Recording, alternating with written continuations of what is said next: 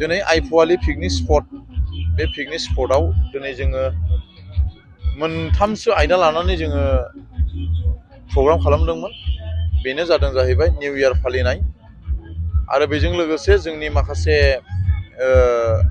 मोनब्रै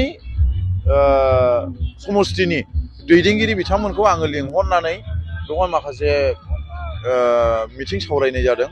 मानो होननानै बुङोब्ला दिनै जोङो सासे BPFनि दैदेनगिरि हिसाबै जोंहा गोबां खामानि मावनांगौ दङ बिनि बिसयै आरो जोंनि मेन उद्देश्यआनो जादों जाहैबाय निउ इयारखौ जों बरायदों आरो जोङो 2010आव जिखि जाया लामाजों थाबाया मानो जिखि जाया खामानि मावबोआ मानो जोङो बेखौ ज्राब गारनानै जोंनि बे 2024 फैनाय लोगो लोगो बा आवगायजेननाय लोगो लोगो जों मोनफ्रोमबो लामायाव मोनफ्रोमबो आगानाव जोङो सिदा गोख्रों लामाजों जोङो थाबायनांगोन।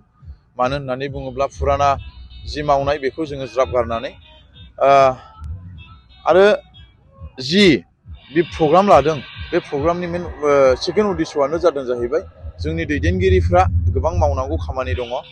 मोनब्रै समष्टिनि ब्लक आरो प्राइमारि आरो डिस्ट्रिक्ट बेनिफ्राय आङो जोंनि सेन्ट्रेलनि माखासे दैदेनगिरिजों सावरायनानैहाय दिनै बे खामानिखौ आङो जोङो मावदों आरो बेल' नङा मोनफ्रोमबो डिस्ट्रिक्टआव मोनफ्रोमबो एरियायाव मोनफ्रोमबो समष्टियाव जोंनि BPF दोलोआ दिनै मावगासिनो दङ आरो मावलांबाय थागोन। सानजानिफ्राय सोनाब जोबजासे जोंनि बिसिबां मानि वार्कारफोर दङ रावबो जिरायनानै थायाखै आरो बे जाय मानसिफ्रा जिरायनानै दङ बिथांमोनखौबो आं फोजाखांदों जे जोङो BTCखौ बासायना लाखिनांगौआ जोंनिनो दायित्व आरो BTCआ बबे लामाजों मा आगान होदों बबे माबाखौहाय जोङो पावारखौ जोङो खोमानानै लादों आरो बबे जायगायाव जों बिसिबां मानि उन्नति जादों उन्नति जायाखै बेफोरबायदिखौ नोजोर होनांगौआ जों साफ्रोमनिबो दायित्व होननानै जों सानो।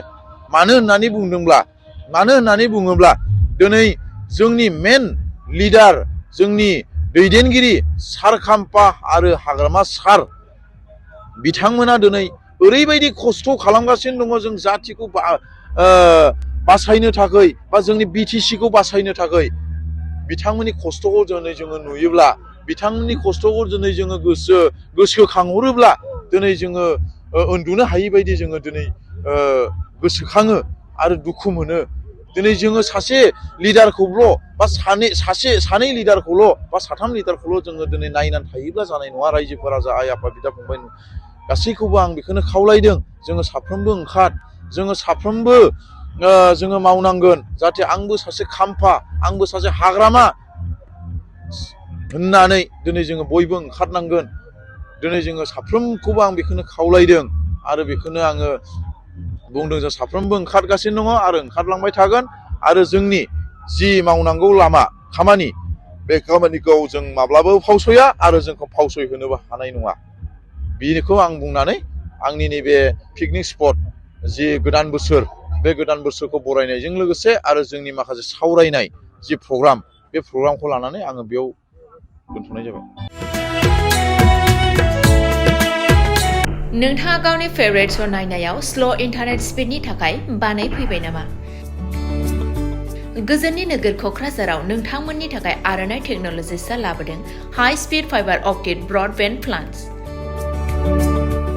मात्र 399 रां पार मान्थआवनो नोंथांमोना आनइन्टाराप्टेड स्ट्रिमिं, गेमिं, आपल'ड, डाउनल'ड आरो ब्राउजिं खालामनो हागोन। आबुङै मिथिनो थाखाय गाहायाव होनाय वेबसाइटआव नायनो हागोन आरो नैबे जामबुं नम्बराव जगाजग खालामनो हागोन। जामबुं नङा जाबाय 8812989283 नङाब्ला 8099554827।